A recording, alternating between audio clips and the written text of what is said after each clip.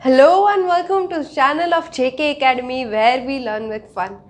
English के इस video में हम डिस्कस करने जा रहे हैं ग्रामर का एक बहुत interesting topic that is called sentence structure.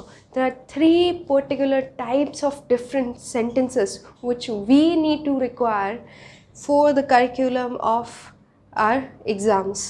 और वो होते हैं simple sentences, compound sentences और complex sentences.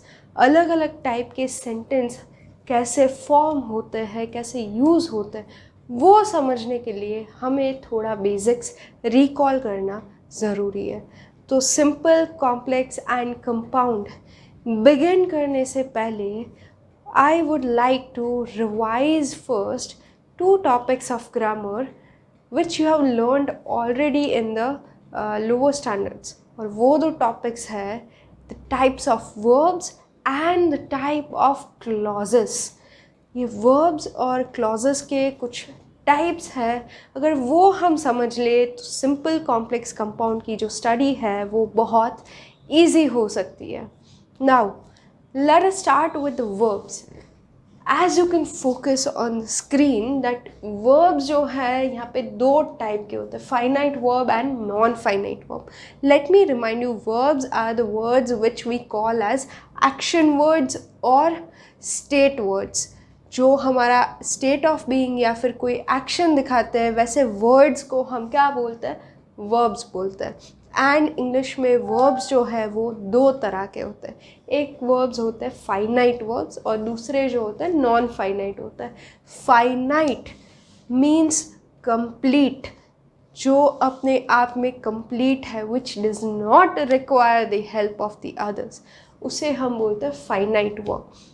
And in English can identify a finite verb where it changes its form in order to adjust to the sentence.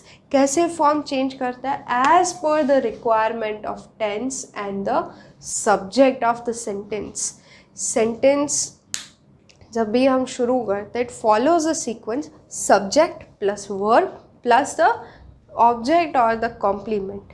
तो subject जो पहला word होता है उसके हिसाब से verb का form change होता है, और जो verbs अपना फॉर्म चेंज करते हैं उन वर्ब्स को हम बोलते हैं finite verbs, which changes its form according to the tense और the subject of the sentence. If I give you the example, she writes, तो यहाँ पे she is the subject, writes is a verb, तो मैंने यहाँ पे क्या कर दिया? वर्ब के पीछे एस लगा दिया. Write is my verb, I added s in order to match the subject. Similarly, she walks, she talks, she speaks, she sits, she stands. वैसे ही सिंगुलर सब्जेक्ट के लिए हम ऑलवेज प्रेजेंट टेंस में s लगाते हैं. And if we have a plural subject we, तो उसके साथ वर्ब का फॉर्म चेंज हो जाएगा. We do not add an s here. We write, I write, you write, they write, they speak, they stand, they talk. तो वहाँ पे पीछे एस नहीं लगता. तो ये हुआ changes according to the subject.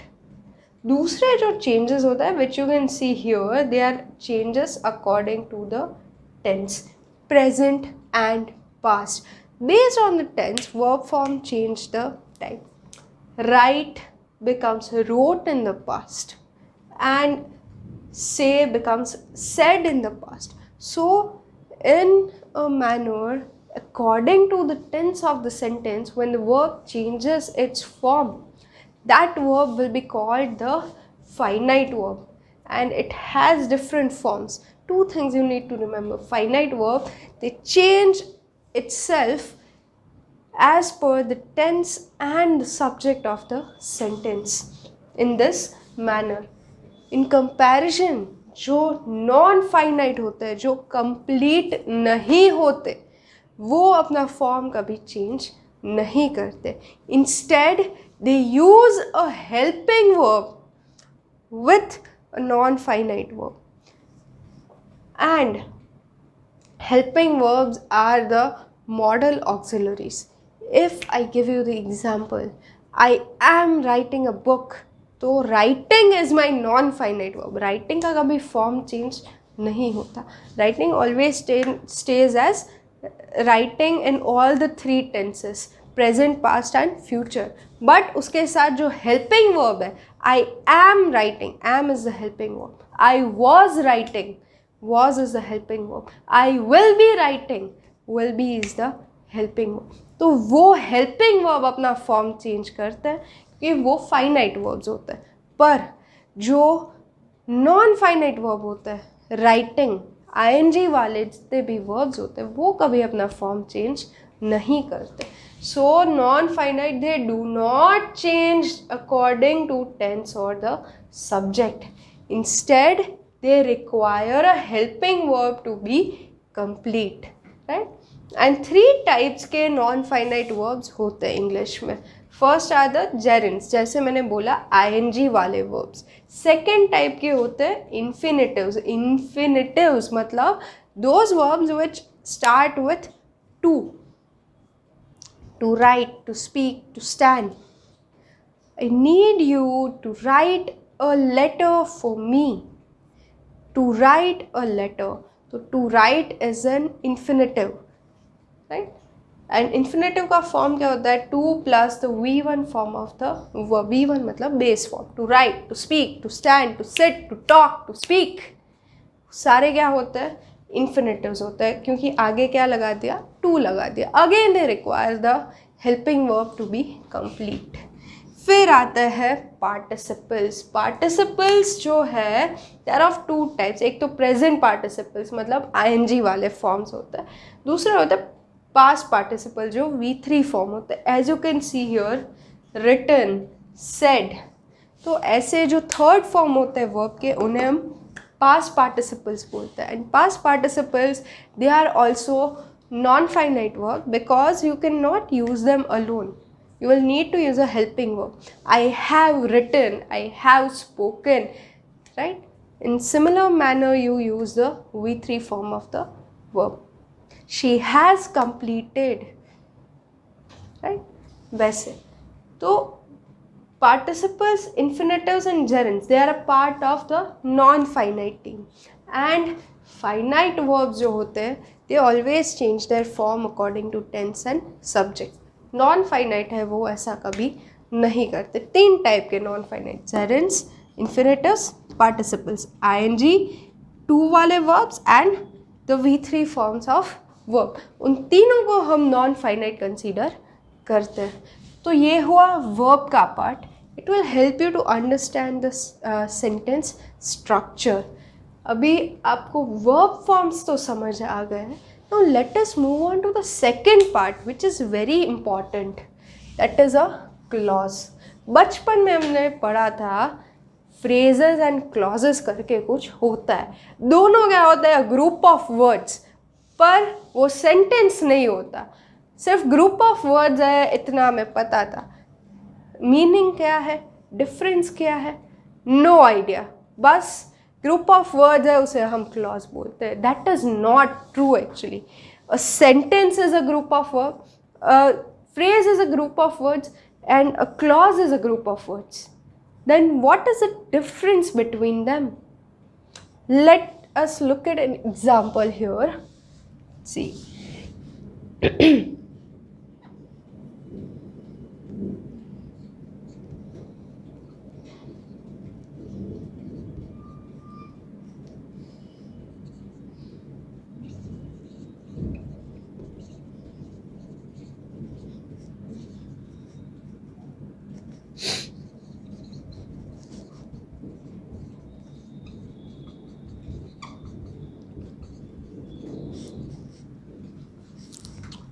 Look at these 3 things. I have a book. तो सब्जेक्ट है, वर्ब है, ऑब्जेक्ट है. ये क्या बन गया? सेंटेंस बन गया. It is a group of words. Yes. It has a subject. Yes. It has a verb. Yes. It makes complete sense. Yes. क्या हो गया? सेंटेंस हो गया. फिर क्या लिखा है? About a book. Group of words. Yes. Verb है. नो. Makes sense. नो. क्या हो गया? Phrase. Third, which is about a book. Subject है, no. Verb है, yes. Makes a complete sense, no. क्या हो गया? Clause. ग्रुप ऑफ वर्ड्स, तीनों ग्रुप ऑफ वर्ड्स ही है. डिफरेंस क्या है? अ sentence is a group of words which has a subject, a finite verb and makes complete sense. Phrase is just a group of words without any verb. इसमें finite verb नहीं होता, subject नहीं होता, it does not make any sense. And third जो है, that is a clause. Again, it's a group of words. Yes, may or may not have a subject, but always has a finite verb. May or may not make complete sense. उसे हम बोलते हैं clause. पहले आता है phrase, जो सिर्फ एक ग्रुप ऑफ वर्ड्स है जिसमें verb नहीं होता, सब्जेक्ट नहीं होता. फिर आता है clause, सब्जेक्ट हो भी सकता है, नहीं भी हो सकता, राइट. फिर वर्ब कंपल्सरी होता है, मे और मे नॉट मेक सेंस, तो ये होता है क्लॉज. फिर क्लॉज से भी आगे कंप्लीट क्या होता है? सेंटेंस. सब कुछ है, सब्जेक्ट है, वर्ब है, ग्रुप ऑफ वर्ड्स है, and it makes complete sense. तो क्या हो गया? सेंटेंस हो गया, right. 3 things you need to remember: phrases, clauses, sentences. Sentence बनने के लिए कंप्लीट थॉट होना चाहिए. अगर वो कंप्लीट थॉट नहीं होता, it can either be one of the two. And mainly what we will require to understand simple complex compound is the clause. Clauses क्या होते हैं? It's a group of words with a finite verb. इस type का verb जिसमें होता है, उस group of words को हम बोलते हैं clauses. Clauses can be of 2 type: independent and dependent. Independent जो है उसे मेन क्लॉज भी बोल सकते हो, डिपेंडेंट जो है उसे सबऑर्डिनेट भी बोल सकते हो. डिफरेंस क्या है? Let us have a look at that. Independent clause, independent है मतलब अपने आप में कंप्लीट है, किसी की रिक्वायरमेंट की ज़रूरत नहीं है. I am fine on my own. Independent clause, main clause of the sentence, because it can be complete on its own. अगर मैं इंडिपेंडेंट क्लॉज के बाद फुल स्टॉप लगा दूँ, it would still make a complete sense. How is it possible? See, because independent clause जो है it acts as a simple sentence जिसमें एक सब्जेक्ट है, एक फाइनाइट वर्ब है, and it makes a complete sense. तो उसे हम बोलेंगे एक simple sentence. And independent clause can classify as a simple sentence because it is complete on its own. Let us look at an example. I purchased a book which my cousin suggested. Let us bifurcate. I is the subject. Purchased, finite verb. A book, mera object. If I put a full stop here, I purchased a book. Is it complete? Yes. Subject भी है, finite verb भी है, object भी है. तो किसी भी चीज़ की कमी नहीं है. It makes complete sense on its own. Even if I remove this part, I purchased a book, okay complete, तो मुझे क्लासीफाई कर दो एज एन इंडिपेंडेंट क्लॉज. क्या हो गया? Independent clause. Why independent clause? It is complete on its own with a subject, a finite verb, and it can classify as a simple sentence. तो ये हो गया इंडिपेंडेंट क्लॉज. और इस sentence की बात करें, purchased a book which my cousin suggested, तो इस पार्ट के लिए, रेस्ट ऑफ द सेंटेंस के लिए ये क्या हो गया? मेन क्लॉज हो गया. Main part of the sentence. हम इसे प्रिंसिपल क्लॉज भी बोल सकते हैं. It is a main part of the sentence, right. ये हुआ इंडिपेंडेंट क्लॉज. फिर आता है dependent clause. Dependent which is dependent on the main clause से हम बोलते हैं डिपेंडेंट क्लॉज, या तो फिर subordinate clause. Why subordinate clause? Because it always begins with a subordinate conjunction. Subordinate conjunction मतलब which, what, when, why, that, etc. ऐसे सारे जो कंजक्शंस होते हैं उसे हम सबऑर्डिनेट कंजक्शंस बोलते हैं. And with the help of a subordinate conjunction begins, mark this word, it begins the subordinate clause. That is why the name subordinate clause, because it begins with a subordinate conjunction. And as I told you, ये type का जो clause it requires support of the main clause. It is not a complete thought. If we look at the first example and I remove the first part, तो रह क्या जाता है? Which my cousin suggested. Which my cousin suggested starts with what? Which my cousin suggested. What? कुछ समझ नहीं आ रहा.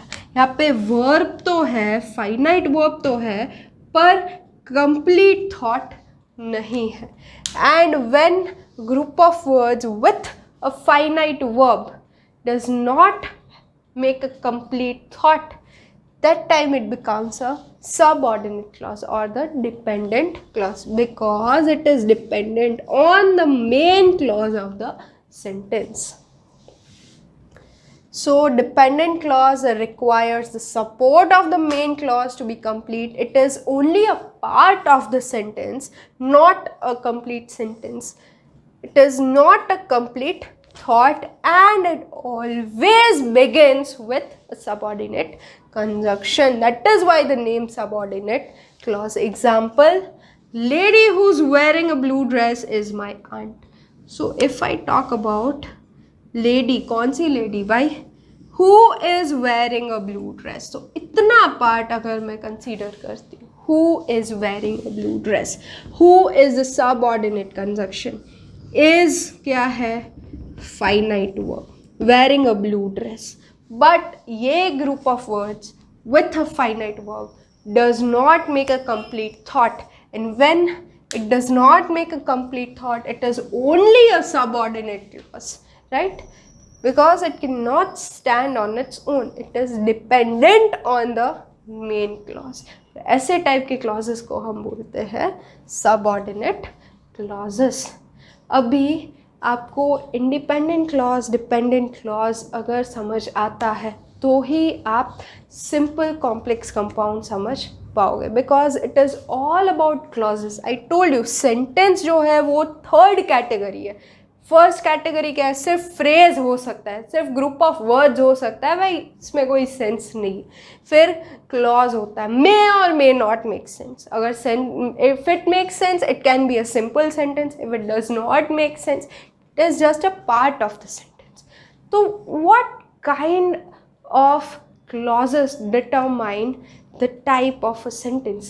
That is what we are going to focus on, and that is what we learn in the topic of simple, complex and compound.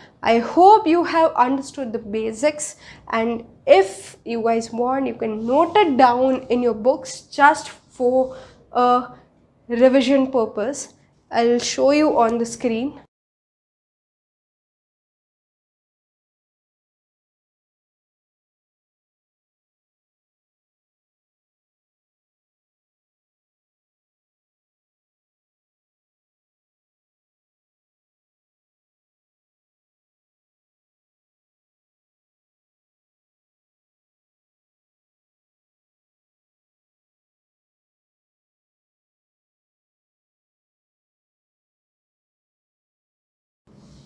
I hope you guys have noted this in your books.